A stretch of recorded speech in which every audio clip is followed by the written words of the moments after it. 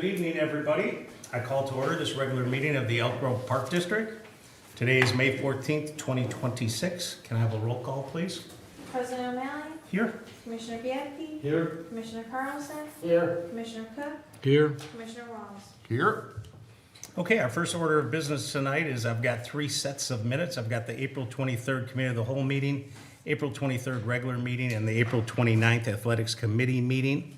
Do any staff or commissioners feel that any changes need to be made to these minutes?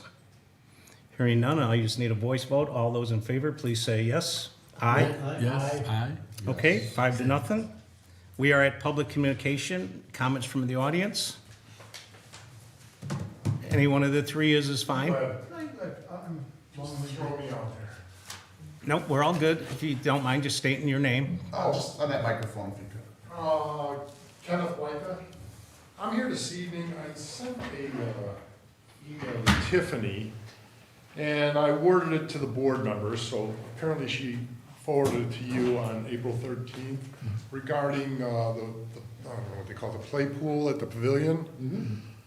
Me and my son and my granddaughter, which we've been bringing for the last 2 years, we've been going there for, like I said, almost 2 years now. And we walk in, and how many kids are swimming? You know, usually me, my granddaughter, and my grandson too. Give them the $20, walk in. On April 3rd, for some reason, this place was packed, and I've never seen it like that at 4 o'clock. That's why we go at 4. There's nobody there. There's something going on. So we get up there, and there's an older woman. Usually there's a kid there, a younger kid, you know, which is cool. And there's 4 of us. She goes, well, that'll be $40. I'm confused. I go, there's only one swimmer in that. She goes, no, you all gotta pay. I go, when did this start?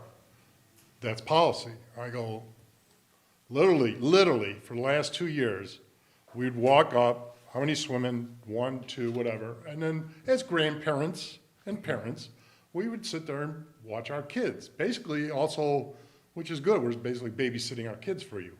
You know, there's lifeguards there, but she was persistent, and she goes, well, we go by capacity, and I go, okay, and discretion. I go, well, that doesn't even make sense. Don't say that to me. You got a policy, and you got all these younger kids going, well, nah, you can go in for free. You can watch your kids for free. It doesn't make sense. So I said, I'd like to see a manager, which was a younger girl, and I explained it to her. She said, well, sir, that's policy. I'm like, I understand it's policy, but for the last 2 years, according to her, capacity, which you were still gonna let us in if we would have paid, or the discretion of the person that's behind the counter, which, and you gotta agree, that's sort of silly.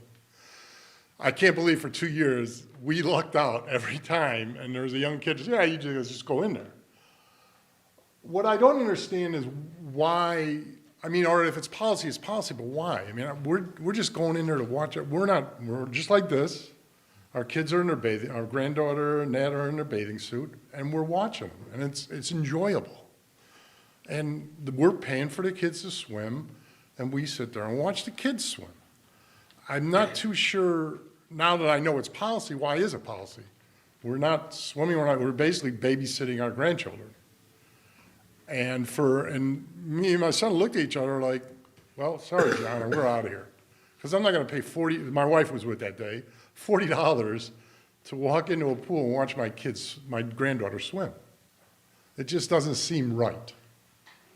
I don't know what your take on this is. Are you gonna talk about it, change the policy? Because it would just be fair to the residents.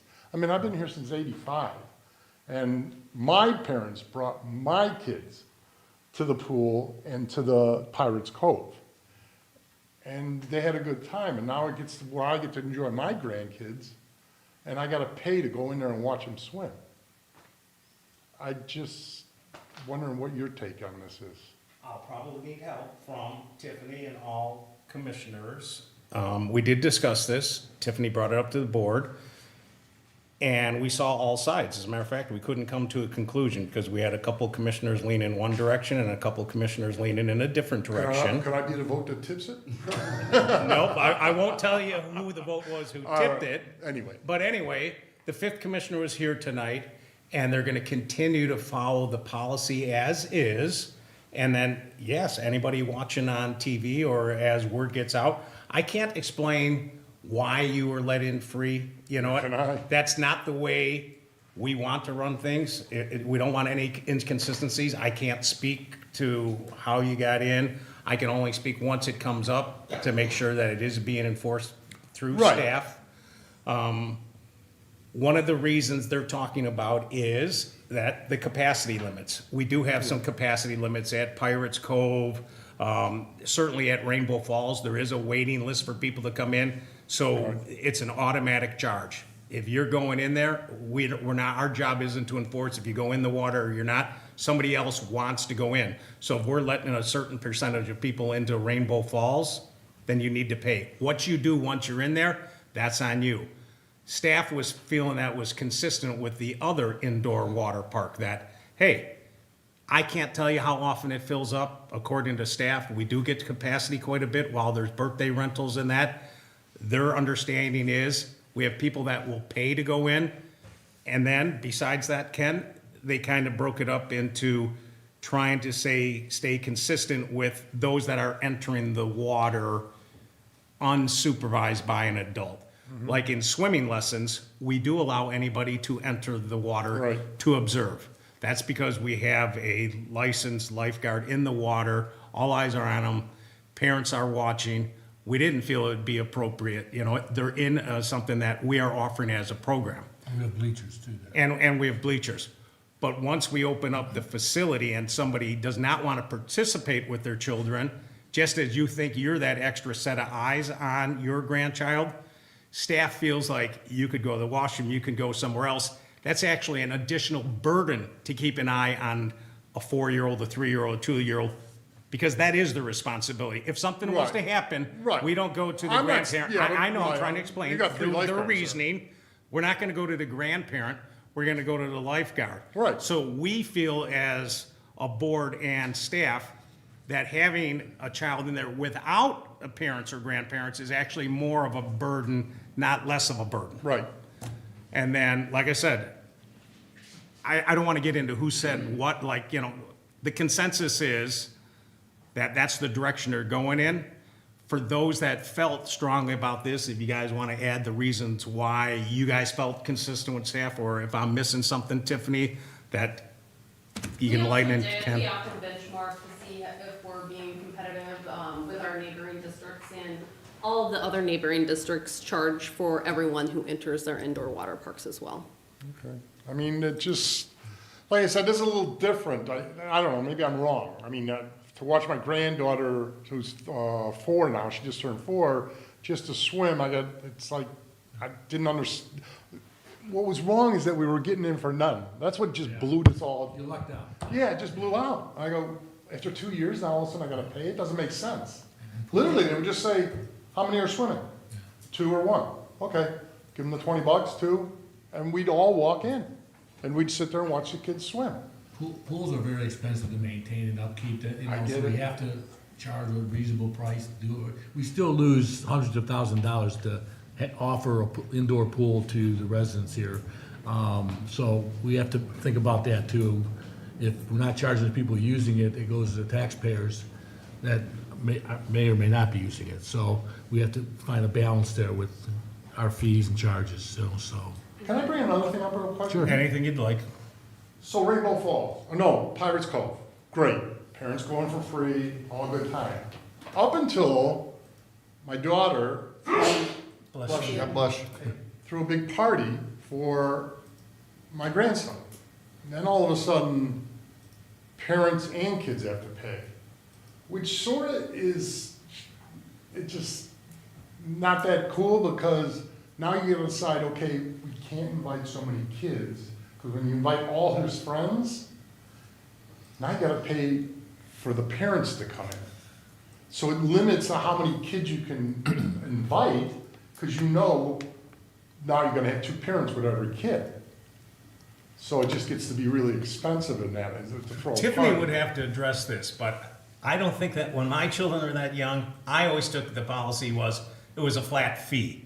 It was $300 to rent it, and I don't think when adults came with their child, we said, you're paying and you're paying. The host, whoever paid for the party, put up the fee, and then they got so many entrances. So that's the way it was. Tiffany would have to address At how it is Pirates now, Cove. you know, at I Pirates mean, Cove. so if you're paying an entry, the parent still is getting in free with the child for a drop-in. If it is a party, I would have to look into that. I can't tell you the number Yeah, off the 'cause top she of my was- head. She was sort of surprised. She was, well, wait a minute, I can invite all the kids I want, and then the parents come, and then we're basically doing the same thing. The only other thing you're doing is eating.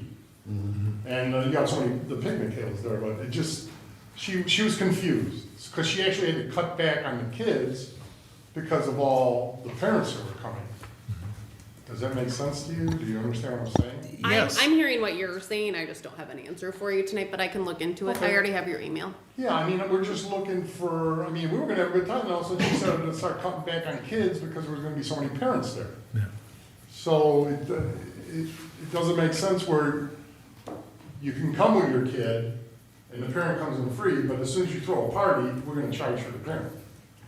I agree. It doesn't make sense. That's why Tiffany can address that with you. And more importantly, when we actually have the correct answer, we're gonna share it at our next board meeting, because if anybody watching that, because my role is not to find ways to cheat the system, but I don't know how staff could stop any individual from just walking in there as an adult anyway. We don't stop people and say, give me your money, so you could just walk in and once your child's earning it. So I'm not looking for ways to encourage people Well, what yeah, to she do, actually but had to there sit has there to and be. go, wait a minute.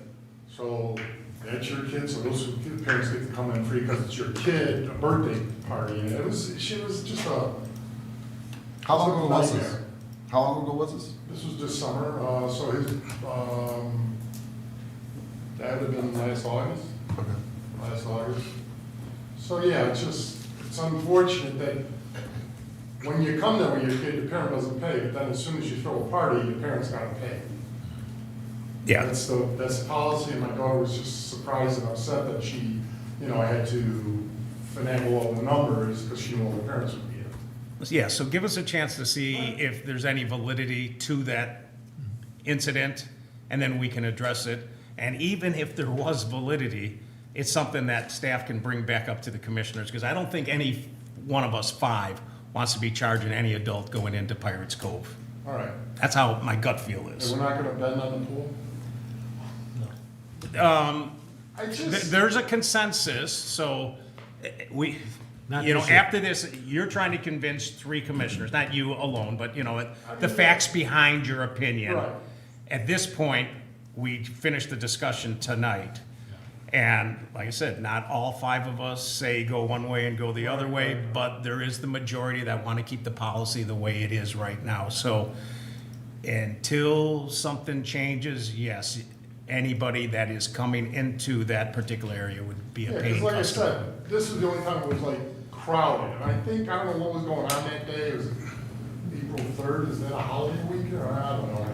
But every day, we go at 4 o'clock all the time, there's nobody in there except us. Right. And it gets crowded, and then you said there's a birthday party? Well, at 6 o'clock, then the birthday party comes in there. So we get 2 hours of swimming with hardly any kids in there, and it's sort of nice. Yeah. Sit there, watch the grandkids, have, relax. And then at 6 o'clock, I think is usually when I think that's the way I interpret it. At 6 o'clock, the party would be over in the room, and they'd come into the pool. And that's when we would leave.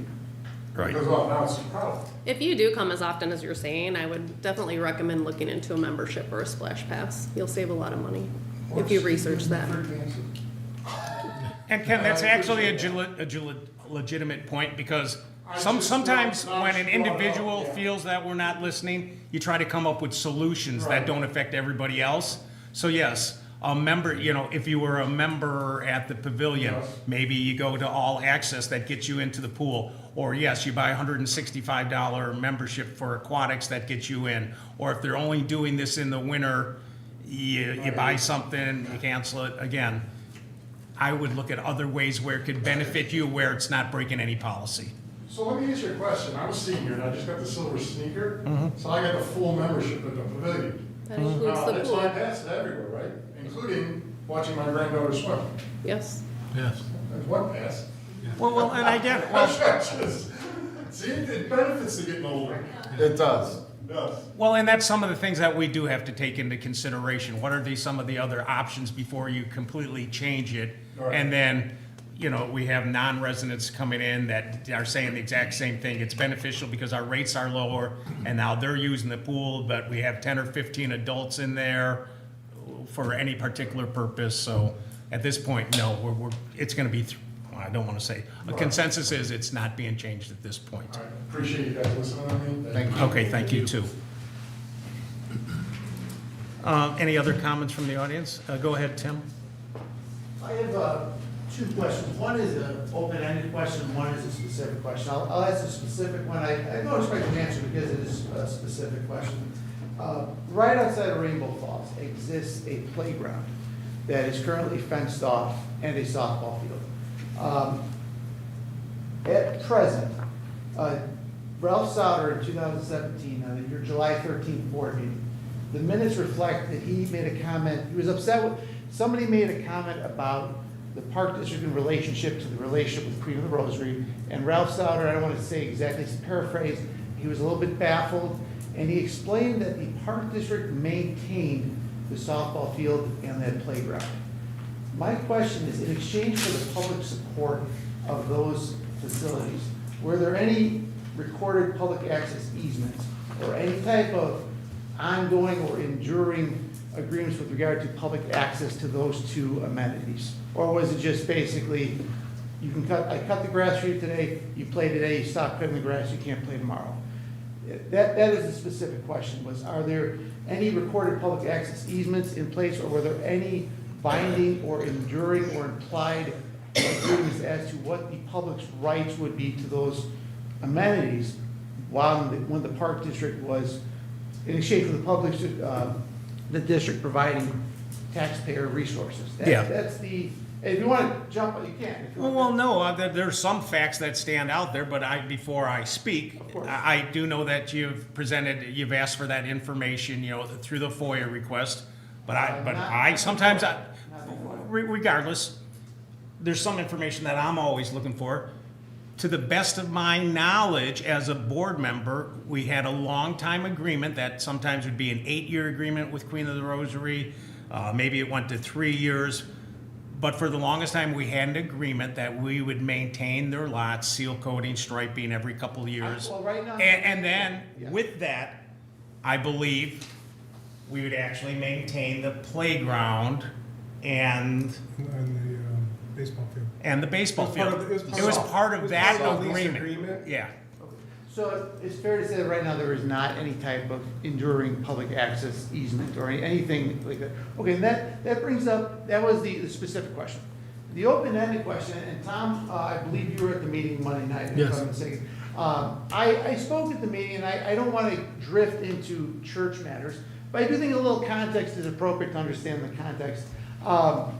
In 2020, at the direction of the Archdiocese, Queen of the Rosary and St. Julian were to be combined into one parish, Our Lady of the Blessed Sacrament. And within 3 years, they were supposed to come up with sort of a long-range plan as to what happens next. Flash forward to 2026. Right now, there is a recommendation to close St. Julian and to put it up for sale.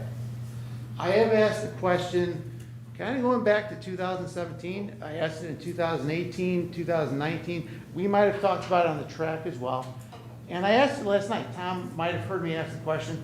The question was a variation of, at St. Julian, they are one parish, but at St. Julian, on the west side of the lot, they are very open-ended with regard to some of the commercial landscapers using their parking lot, enjoying some, you might even see them resting and just gearing up for the day. It happens all the time. On the other side of the lot, there is this openness with regard to Pirates Cove overflow parking. And despite being one parish, when you look at what life was like in 2018 compared to what life is like now, you still, not much has changed since 2019. So it does not look like 2018 in any way, shape, or form. You still got a softball field that's off limits. You still got a playground that is that has a 6-foot fence erected, and it was erected in 2019. That was the FOIA that I submitted to find out a little bit about that Okay. fence. And then you have this gates. And now you have the idea that $9 million, possibly $9 million of capital from the sale of St. Julian's. I'm guesstimating mixed development use, 9.2 acres, probably at least $9 million, is gonna flow into St. Julian. What does that mean for this situation with the park district? Where are things at right now? Are we still where we were in 2019, or are things eased up? And that was kind of my more open question as to, if you had to say, are we more like we were in 2018, or are we still where we were in 2019? I mean, I can give you, to the best of my knowledge, and I choose that because it goes back so far. But, having said that,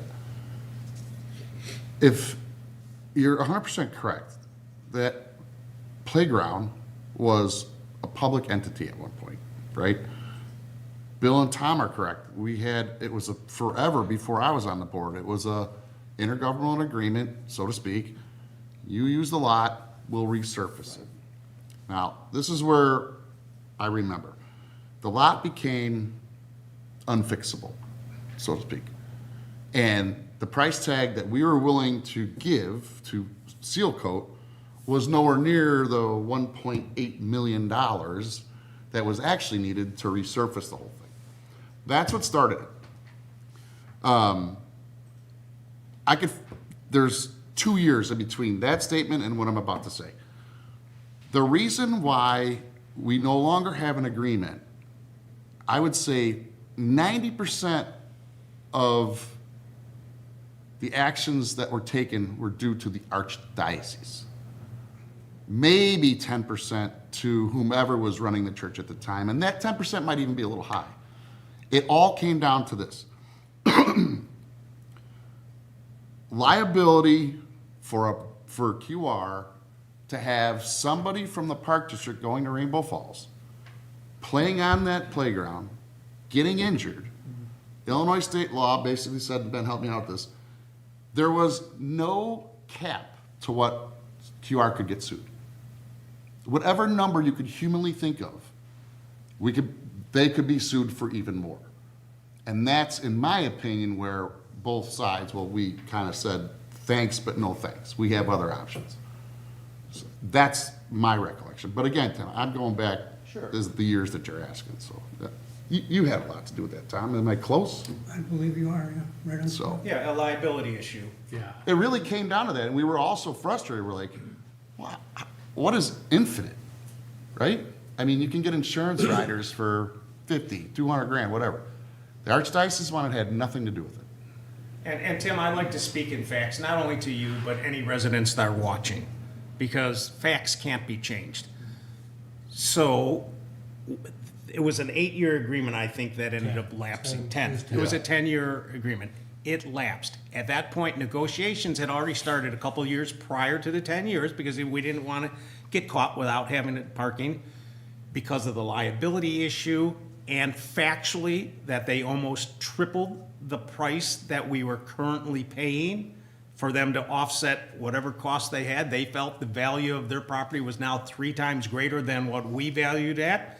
We had to entertain what our options were, what kind of value that would be bringing the residents.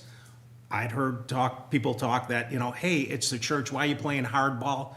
If it was a business, a warehouse there, I try to treat it the same. Again, our parishioners usually are Elk Grove residents, so everybody should win.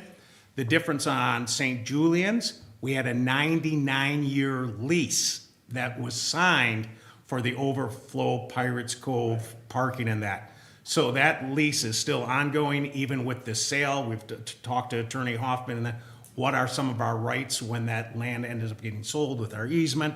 But the bottom line is, we have that, and we don't have an agreement at Queen of the Rosary. Well, I'm glad we said, because that fact, and Tom, correct me if I'm wrong, that fact was not brought up. That right now there's a 99-year lease for a portion of that park. That was never brought up in the meeting with St. Julian. So that's something I just learned first time on the fly, so I'm glad about that. They could have an out in it, though, that I'm unaware of. If there could be some out, a 10-year out, so. But again, I know that's not your question. I will say this, though. The Archdiocese was aware that St. Julian's, if I'm not mistaken, they didn't have a problem with it. So I'm kind of with you, like, where's the section between the two? Like, the neighborly thing. Believe me, I understand what you're saying. Yeah, and I don't want to drift into opinions on the church. I'm a, And nor should we. I want to keep this Park District themed at a Park so- District meeting. yeah, and so from my stand, I'll just say this in kind of a global standpoint. If you're now going to shift all operations to this campus, I can't in good faith say, I'm comfortable going into a situation where there's now an open lot dispute with the unit of government that has the power to attack. For me, it's a question of St. Peter's is 1.8 miles in Itasca, Queen of the Rosary is 1.1 miles to the east. To me, it's an easy equation. I'm going to St. Peter's.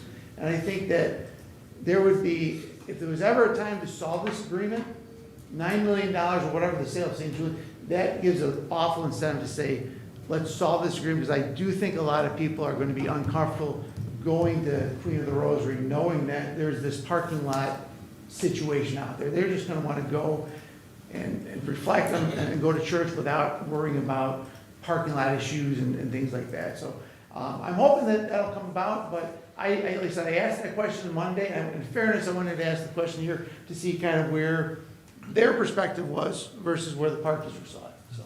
And Just on, go understand, ahead. The one area that I think was the real deal breaker, and Tom, correct me if I'm wrong, was the insurance issue, that the Archdiocese wanted us to hold them harmless if somebody got injured. Meaning they would get out and then we would have to be responsible for it. And then you can be sued for anything. So we were not willing to accept those terms. Our insurance company would not allow us to accept those terms. And that was the crux of us not being able to come to an agreement. Prior to that, with the members on their board that we met with, we had verbal agreements. Absolutely. We were able to work things out. We thought we had a deal done. When the Archdiocese got involved, the insurance thing came up, they insisted on this hold harmless thing. We said we can't do it, and that was a deal breaker. So are we still open to working with the church? Obviously. We're good neighbors, we want to be good neighbors. But we owe it to taxpayers that, to be responsible with tax dollars as to how much we can pay for reasonably using their lots for 3 months of the year, okay? But I think we were able to work that out. The insurance issue was the problem. And unless they can get resolved on the church side with that, we're not saying that they're gonna be responsible, but they should be responsible for anything that they might be negligent for. We shouldn't hold them harmless for, So let me just Something kind of in summarize, in closing, we are essentially in the same position as 2019. Yes. Is that a fair assessment? we have no agreement. Okay.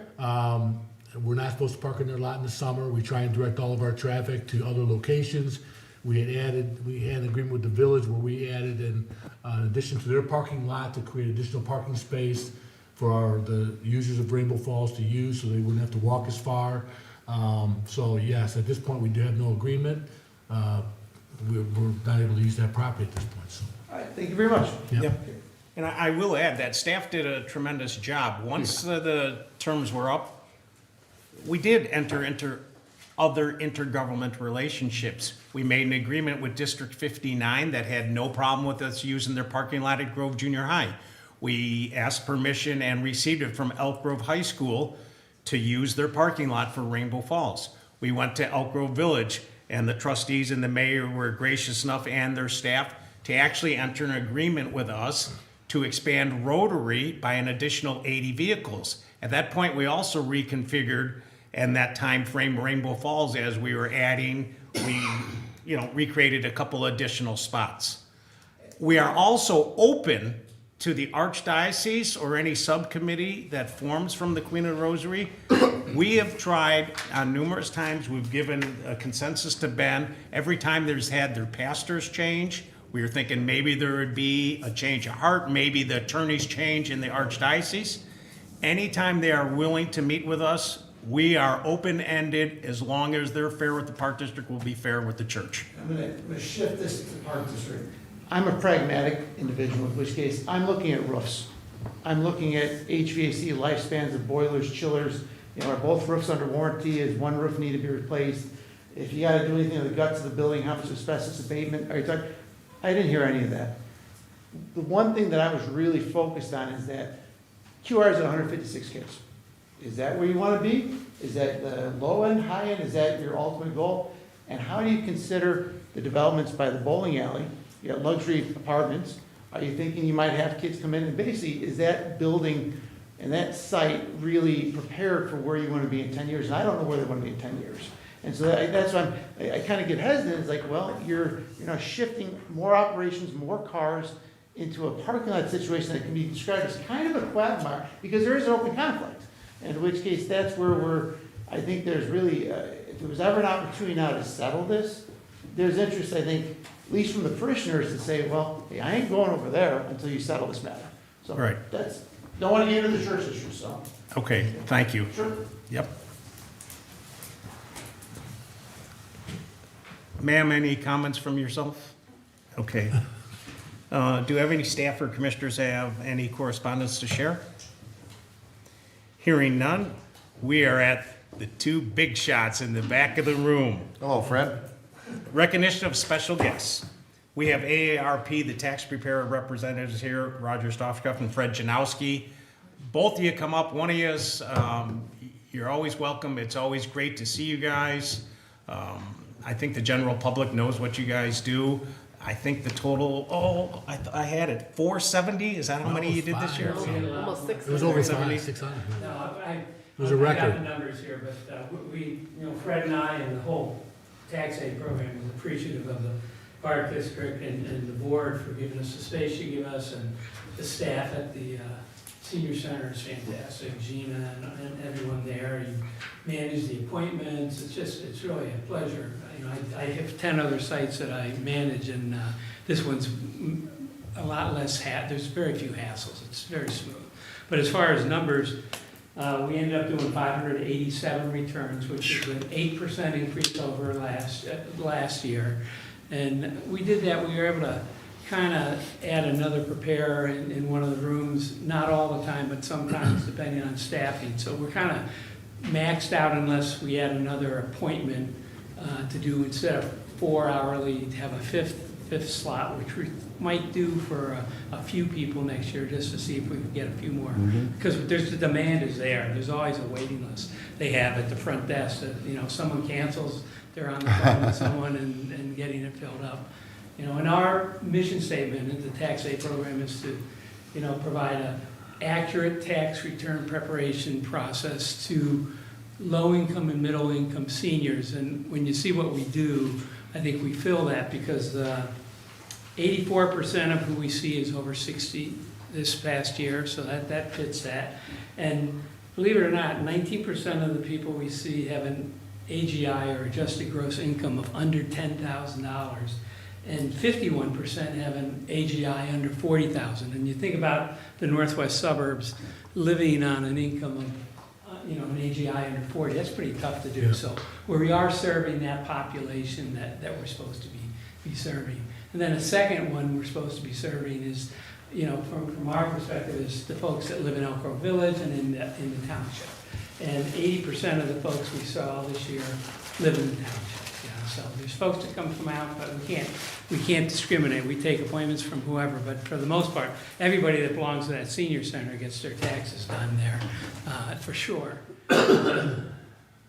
And let's see, and then refunds. We gave out $775,000 in refunds this year, so that was great. And I think, the people are appreciative. I just want to give one anecdote.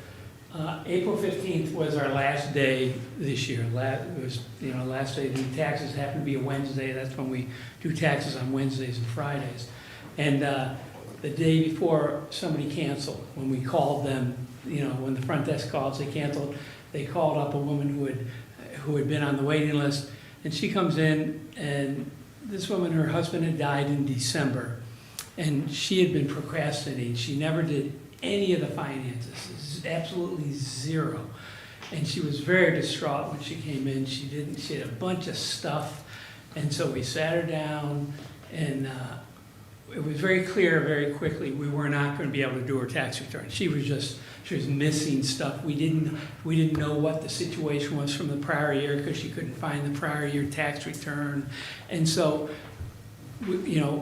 two people, Daryl, one of our first year people, and Margaret, one of our experienced people, were sitting with her, talked her through. We explained that, hey, if you can get all this stuff together, it doesn't matter if it's in July, if you call us back, we gave her our email, phone number, we'll come into the senior center, we'll do your tax return. If you're getting a refund, there's no penalty. If you happen to owe money, there might be a bit of a penalty, but we'll help you whenever. And so she was appreciative, but she was still really shaken. When she got home, she sent an email to me, and she said, I want you to know that Margaret and Daryl, I want to thank them for their extreme kindness this morning. Coming in to meet with you is one of the hardest and most humbling things I've ever done. I will be forever grateful to you both for your compassion, which enabled me to hold it together and walk away not feeling totally defeated. You threw me a lifeline when I didn't think there was one. I will do my best to deserve it. Kindest regards. And, you know, that I was almost crying when I read this.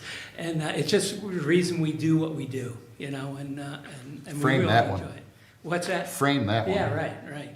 And- Yeah, and stay with that thought, Roger, because I was trying to interject, like, do you guys actually feel the way you do? Because you come to the microphone, and Fred in previous years, and then even Mr. Naples, I think his first name was Paul, who did it for a long time, right? Paul Swanson. Paul Swanson, you're correct. And you guys would come, and one of the first things you're doing is you're thanking staff, and then you're thanking the board for giving you the room. And Tom can give the testimonial, same thing. We know many seniors, a lot of lifelong residents, and they brag about you guys, and it's your kindness and the way you guys communicate, and you're approachable, and you interact with staff, and you generally get, like, you befriend them. And that's the comfort of coming back the next year. Because obviously people they can download, you know, some programs and struggle. Or they can go to HR Block or some other people and pay money. But to actually have AARP have your personalities along with some of your other volunteers and reach out to them, it's pretty comforting that you guys do that. And, you know, we brag about you guys, but we're also sincere on what you guys do. And we all, you know, we all get together in June for a picnic, and everybody us talking. People think we're crazy because we say we love to do taxes. We do. We love to tell the stories. It's kind of funny, but and it keeps us active because almost all of us are retired. So you know, we were all, a lot of us had real busy jobs and that, and this gives us something to just keep us active in that. You know, keeps us going. And you guys do not look a day older than when we saw you last year. So, any other commissioners, any other staff, any comments for Roger and Fred? Now, I just have one or two comments. Sure. I just completed my 24th year on this program here in Elko. Come up to the microphone so that And they this can. goes back when we were doing the returns in pencil and paper. And we only had like 3 people, you know, doing the taxing and help. For those of you who are unaware, this is completely free in our service. We do not get paid a penny. We're not allowed to take any compensation at all. Donuts, we take donuts. Okay. As long as we It's spread it energy, around. that's, Yeah. But, and some of you may remember me saying this over the years. Really, the program, we say it's ARP. They supply us with a lot of funding and so forth. We say it's the IRS, they do all of the training for us, and the manuals and the facilities. But the third partner out of all of this, and it wouldn't work without the third part, is the park district. Okay, and then these comments apply to you as well as they do, you know, to those of us who are direct hands-on. Your staff is Gina, George are the two that we deal with most directly. But they are, what can we do to help you? George in particular is, you know, we ask him, can you move this chair? Sure I can. Can you do this? Can you do that? The support from the staff and the front desk, I should mention as well, but they're different people, different days. They make all the phone calls, okay, to remind the people, to make the appointments. And if people don't show up on time, they do the follow-up calls to try and make sure there wasn't a personal problem, emergency at home, and that's why they couldn't make it. You In know. fact, one of the staff went, I think, and drove over and picked up a gentleman whose the taxi didn't arrive, you know, during the season. And she drove to his house. He lived about 5 or 6 blocks away, and he's not very mobile. And she went over, picked him up, and brought him over. He had his taxes done. So that's a good example as well, you know. Yeah. So I recommended those who are coordinating the program in Elk Grove, we have to come back to the park district and let them know that the facilities that you're giving us, Ben and hosted a breakfast for our group at the end of the season. We've been doing that every year to thank us. We're thanking them as well, because this program would not work without your help, your facility, your technical support, all of that. It's a teamwork, and it does work. Now we're up to, what, 19, 20 people, I think, on the Elk Grove team. We're twice a week now, 9 computers going at a minimum. Once during the year, the whole system went down. This is a national program, as I think you know, thousands of Yep. sites. The software went down one day this. Yeah, countrywide. And we had a ton of people that were working on, another ton of people over sitting down, waiting to get, taken care of, and the system crashed. So we had to do a little, tap dance to keep the people, don't worry, we're working on it, and we're worried. And cracking jokes and, that kind of stuff, and we got through it. So again, I know I'm repeating myself, but that's because I really mean it. Thank you for everything you've done. You have made this program as successful as we have. You're a very important partner to us, and we'll come back every year as long as you'll have us. Very good. Yep. I think there's mutual admiration.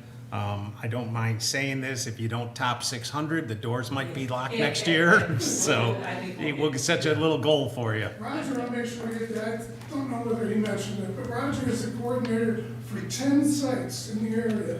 In addition, he's the local coordinator for Elk Grove.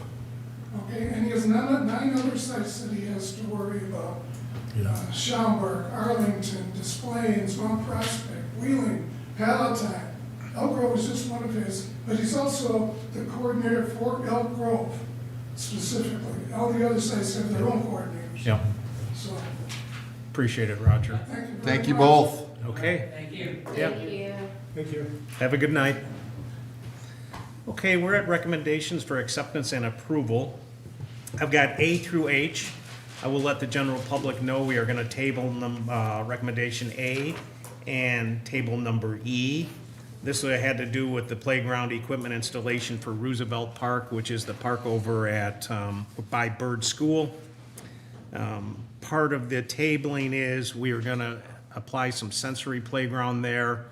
At this point, we want to talk to the village, continue to see how we can be mutually benefit from this particular project.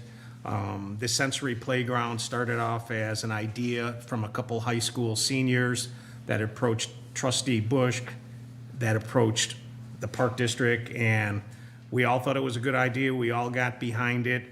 And unfortunately, as usual, the dollars start to add up as you start to have great creative ideas. Sometimes we have to look at the overall project scope.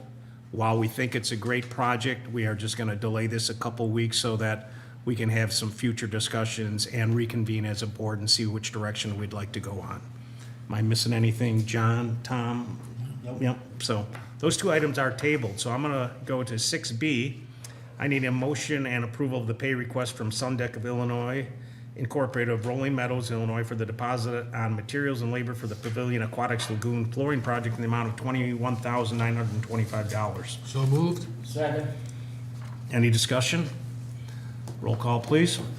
Commissioner Carlson? Yes. Commissioner Cook? Yes. Commissioner Walls? Yes? Commissioner Biecki? Yes. President O'Malley? Yes. Next up is approval of the pay request from Williams Architects LTD of Itasca, Illinois for the pre-designed services for the Rainbow Falls Master Plan project in the amount of $6,099.98. So moved? Second. Roll call, please. Commissioner Cook? Yes. Commissioner Walls? Yes? Commissioner Biecki? Yes. Commissioner Carlson? Yes. President O'Malley? Yes. I need a motion and a second for approval of the proposal from Williams Architects LTD of Itasca, Illinois for basic architectural and engineering services for the Pavilion Fitness Locker Room renovation project in the amount of $40,000 plus reimbursable expenses. So moved. Second? Any commissioner need any discussion? Roll call, please. Commissioner Walls? Yes. Commissioner Biedke? Yes. Commissioner Carlson? Yes. Commissioner Cook? Yes. President O'Malley? Yes. Oh, 6F, approval of pay request number 4 from Christopher B. Burke Engineering LTD of Rosemount, Illinois for architectural and engineering services for the required permits for the stream bank stabilization and pond dredging project at Fox Run Golf Links in the amount of $19,141.25. So moved. Second? Any discussion? Hearing none, roll call, please. Commissioner Carlson? Yes. Commissioner Cook? Yes. Commissioner Walls? Yes. Commissioner Biedke? Yes. President O'Malley? Yes. Approval of the pay request from Illinois Pump Incorporated of Rolling Meadows, Illinois for the Rainbow Falls Pool Filter Pump Replacement Project in the amount of $62,207. So moved. Second? Roll call, please. Commissioner Cook? Yes. Commissioner Walls? Yes. Commissioner Biedke? Yes. Commissioner Carlson? Yes. President O'Malley? Yes. Mark, I added it to my list on how much it costs to keep Rainbow Falls open. Next up, I need a motion and a second for approval of the pay request from Landmark Aquatic LLC of Roachdale, Indiana for the deposit on materials and labor for the Pavilion Aquatics Lagoon flooring project in the amount of $41,041.70. So moved. Second? Any commissioners have any discussion on this topic? Hearing none, roll call, please. Commissioner Walls? Yes. Commissioner Biedke? Yes. Commissioner Carlson? Yes. Commissioner Cook? Yes. President O'Malley? Yes. Okay, we're at items for information. The general public and commissioners want to hear staff reports, eagerly awaiting. We're going to start leisure services update. Tiffany Green, please. I'm ready. Awesome. So for April, the Senior Center hit 335 members. They hosted a boot, scoot, and boogie luncheon. Also, the Sheila Ray Rollers won their 5th straight Wii Bowling tournament against Lisle Park District. And also, both of our trips last month sold out. And then lastly, our Boogie Nights hit was a hit with 50 people. In aquatics, for our private swim lessons, we were at 53 for the month. Group lessons at 231, Aqua Wellness at 1,072, and Parents Night Out hit 36.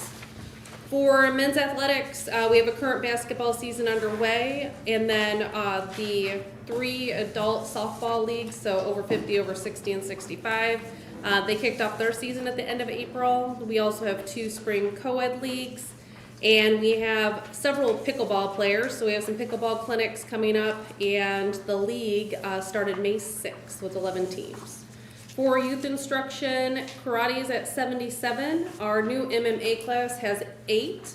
We also have a new archery class with 6 registered. Tennis is at 25 for the spring, Hot Shot Sports at 84, and tumbling times at 161. For youth athletic leagues, registration for summer basketball ends on May 30th, so get registered soon if you're still interested in that. Youth baseball has 21 teams this season, and they had opening day May 2nd. Travel baseball also has their season underway, playing in the GCBL League and then numerous tournaments in the area. Girls softball has 173 this year, and that's for 19 teams total. Their season also kicked off.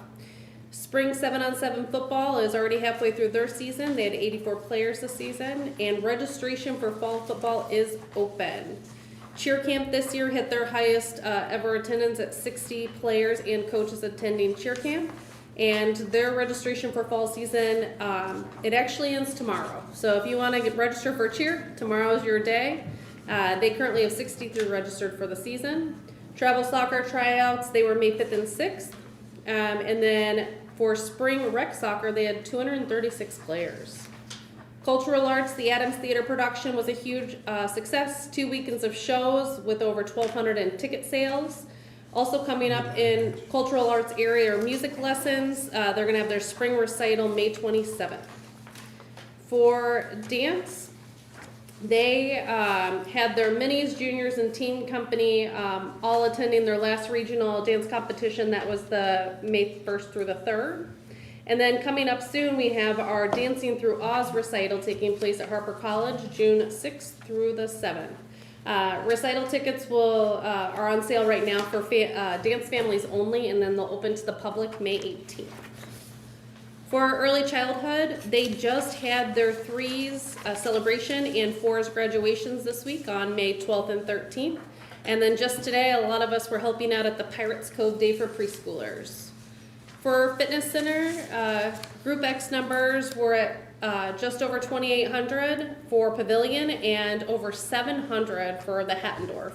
Personal training was at 262, Rejuvenation over 1,700, and Tai Chi hit an all-time high of 27 participants. For the museum, Jonathan and his team are busy over there. The educator presented a living and working together in Elk Grove to some second grade classes at St. Emily's Lutheran School. We've also had some Girl Scout troops visiting the museum, and we have an event coming up. It's called Old Time Radio at the Museum on May 17th. This is a free event. So if you're interested in that, get registered. For Open Gym, we have 348 total drop-ins, paid drop-ins for the month of April. For rentals, we had 180 total rentals for the month of April compared to only 140 last year.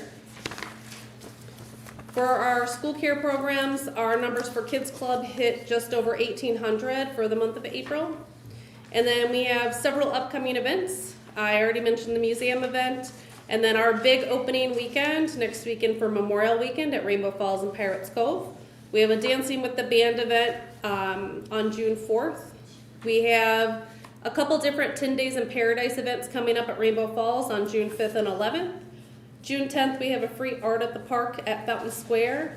And then June 12th, we have our first free movie in the park on our Jumbotron, showing Zootopia 2 at 8 o'clock at Pavilion Field. And that's it for me.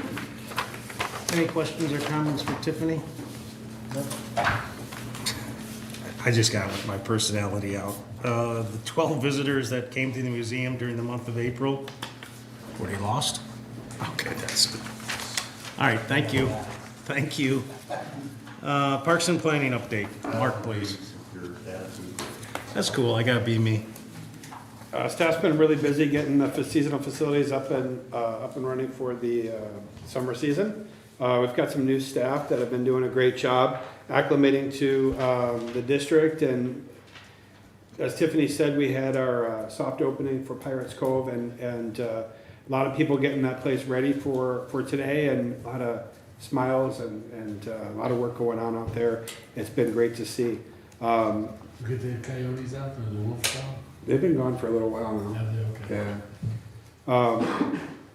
The one thing that I did want to talk about a little bit was we're putting the new RTU units up at Rainbow Falls. Yesterday there was a crane in the parking lot lifting up the units to the roof.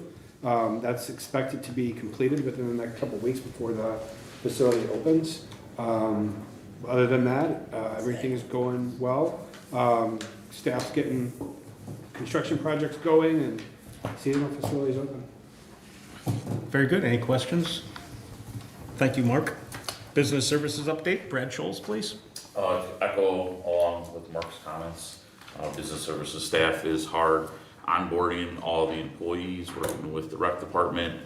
We have a bunch of seasonal trainings going on in the next couple of weeks. And the IT department is ready in the facilities as well. Over at the golf course, last Saturday we had Horizon. It was our last music event. It went really, really well. It'll probably be our last one. We might have doing pianos in July. That's going to be scheduled, but then we'll be waiting off until the fall. And that concludes my report. Any staff or commissioners go to Horizon? I heard it was packed. It was very well attended, yes. Yeah, that was a good choice. Be glad to see them come back sometime next year. Any questions for Brad? Thank you. Marketing and Communications update. Kelly Carbon, please. Okay. Our summer guides are out at facilities, and they should have arrived at everybody's homes by now because we are in full swing with summer registration.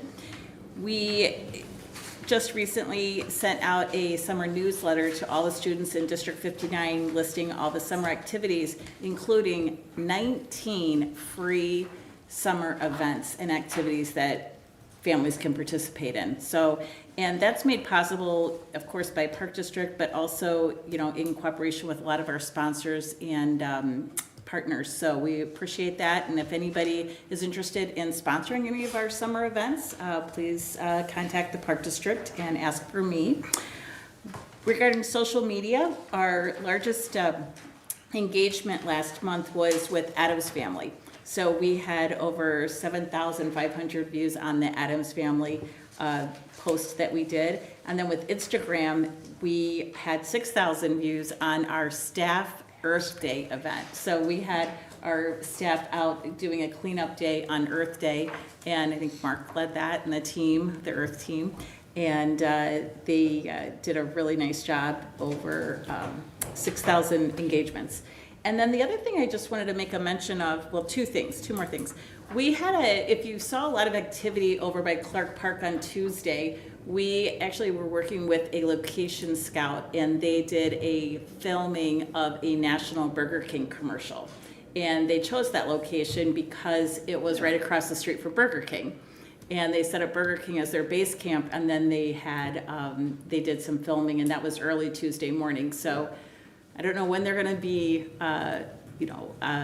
showing it, but I'm looking forward to seeing Clark Park featured in a future Burger King commercial. You got your steps in that day, No, John. there was like 1,000 people in the Burger King parking lot with lights. I mean, it was like. That's what it was. Feature film. Yeah, And I couldn't figure out what the heck was going on. you should just called me. And then the last thing I wanted to say was just a congratulations to the Park District, because next week we will be celebrating our 60th anniversary for Elk Grove Park District. So New logo change again? well, we have a temporary 60th logo that we've been using this year. So So we're having birthday cake and lunch on Tuesday, or what, Tuesday at 11:30, Tuesday. if you guys want to stop by the Pavilion, Garden Terrace. Working, sorry. Any questions? I have a comment. Sure. So I don't do it enough. We don't do it enough, in my opinion. Speaking for myself, I know I don't do enough. But every once in a while, when I see that flyer come out, I feel the need to explain to anybody who's watching or will rewatch this is the amount of talented, brilliant people this park district have. Because when you look at that catalog, you'd be amazed that we only have how many thousands of residents in this town. You would think this would be like 250,000 people living in this town. We offer so much. We're keep it new. Everybody, it's just, I should do it more, but if you're disgruntled with this park district, go read that catalog, whether it's the summer, the fall, the winter. We have very talented people here, and they need to be thanked, because this stuff just doesn't happen on a whim. And I think the board does a good job of giving them the resources to do what you all do, so. well, thank you. Might take a couple of years before that comes up again, but it needs to be said.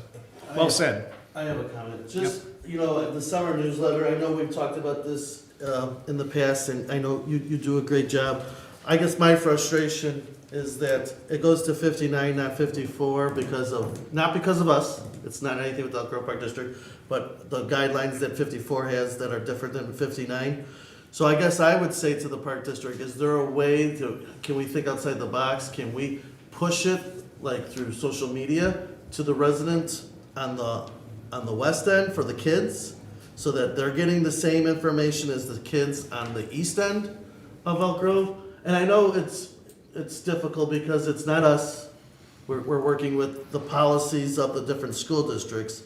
I just want to make sure, it's just, One solution would be for a couple of us to go to a 54 meeting and just talk to their board members and explain our situation and what we'd like, and see if we can't. So that get was them to done rethink last it. year. We did have the park staff went and had Why don't conversations. the elected officials talk to elected officials? You never know what can happen. I mean- I mean, it can't hurt, right? Right, I mean, okay. I'd be willing to go. Tell me when you're going. Yep. Communicate with Kelly if that helps. The one thing that's difficult to do on social media is actually to post a flyer, and especially this newsletter, because it's it's very compacted with a lot of information. So what we could possibly do is post something with a link back to the website that would host that newsletter. But to actually post the newsletter on there, it would be almost impossible for somebody to read. And there's nothing new in the newsletter that's not in the guide or that we're pushing out through different channels. It's just a condensed version. And we did go to the kindergarten registration for District 54, and we had a table there, and we passed out newsletters at that time, and we also sent out, or we distributed rentals guides, we distributed park district brochures, and some of the other relevant information for that age group, and people were extremely receptive, and they're very happy to get that information. So it would be nice if we could do that, but, you know. Well, we can always try. Yeah. But one question, just, you mentioned the board members, should we have it go executive director to superintendent first? Before we go to the elected official route? I don't know, I'm just asking. I just think the board of directors, they're gonna have to go back to their board anyway, so let's just cut to the chase and go to the board, if I'm not mistaken, right? Sure, I'm comfortable It's a with that. policy, I'm assuming, and Yeah, the right. policy Yeah. would have to be changed by the board. Not to be contentious, but I don't think we've ever had a board member here go to their board. It's worth a try, I would think.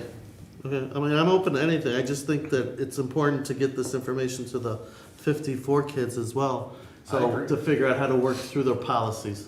I would encourage as many people to sign up for our e-newsletter as possible. That's the best way to get information from us, directly from us.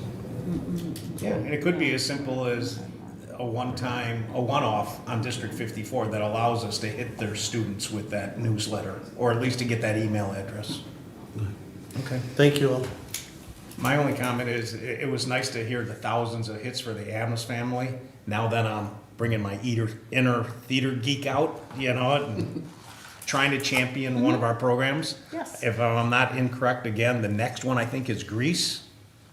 High School Musical. High School Musical, but, Summer theater. yep, yeah, and it's really nice to see. I mean, remember when, what was it, some of those Disney kids were in High School Musical?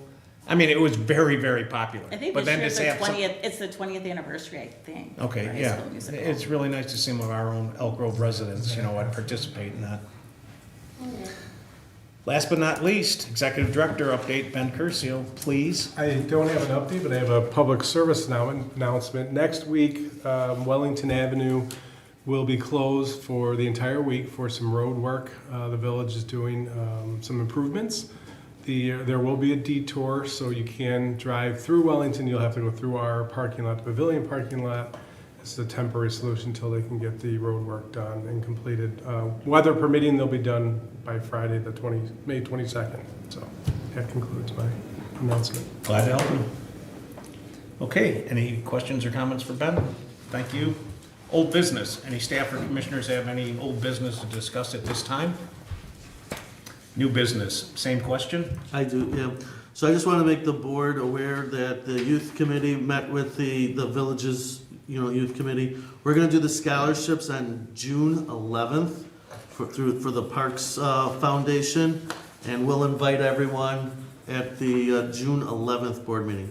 But I just wanted to make everyone aware. Sounds good. Thank you, Bob. Okay, we're at payment of the bills. I've got 3 dates, April 24th, 2026, the amount of $550,425.59. May 1st, 2026, the amount of $208,538.54. And May 8th, 2026, the amount of $148,940.35.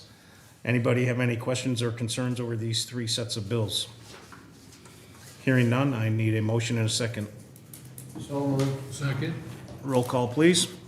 Commissioner Pietri? Yes. Commissioner Carlson? Yes. Commissioner Cook? Yes. Commissioner Wallace? Yes? President O'Malley? Yes. Okay, our next meeting date is going to be May 28, 2026, 7 o'clock, right here again. At this time, I need a motion to adjourn to closed session for the purpose of discussing the purchase or lease of real property for the use of the public body per 2C5. After we reconvene, we'll take any action if necessary. At this point, I need a motion to adjourn to closed session. So moved. Second? Roll call, please. Commissioner Carlson? Yes. Commissioner Cook? Yes. Commissioner Wallace? Yes? Commissioner Pietri? Yes. President O'Malley? Yes. All right, thank you, everybody. I'm now adjourning to closed session.